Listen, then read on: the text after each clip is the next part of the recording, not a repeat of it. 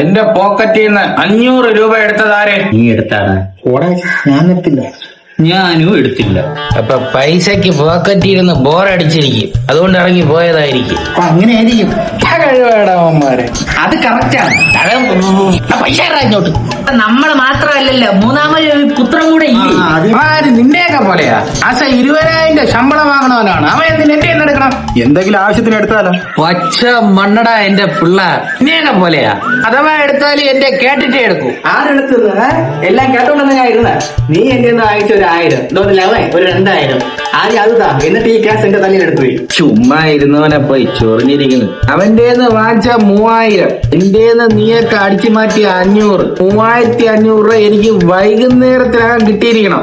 വാഴ വെച്ചാൽ മതിയായിരുന്നു.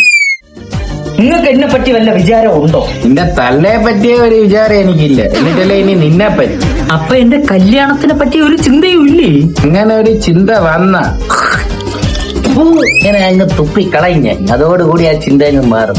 അപ്പൊ ഞാൻ ഈ വീട്ടിൽ പെര നിറഞ്ഞ് നിക്കണം, നിങ്ങൾക്ക് കാണണം. ഇനി നീ ഒരുത്തിയെ കൊണ്ടുവന്ന് അവക്ക് ഞാൻ ഇനി ചെലവിന് കൊടുത്ത് എന്നെക്കാട്ടി നീ ഇങ്ങനെ നിക്കണ തന്നെ നല്ലത്.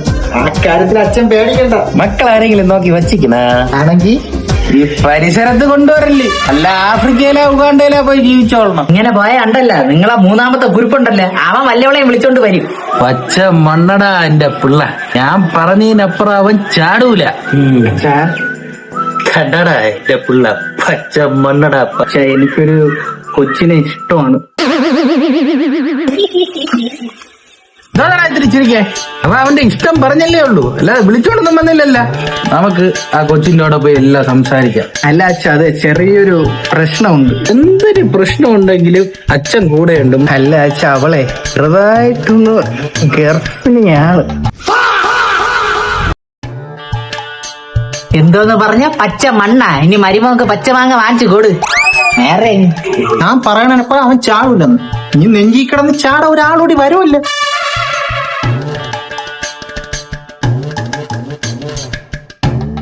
ഒരു ചാറ്റൽ മഴയത്ത് പറ്റിപ്പോയ അച്ഛ.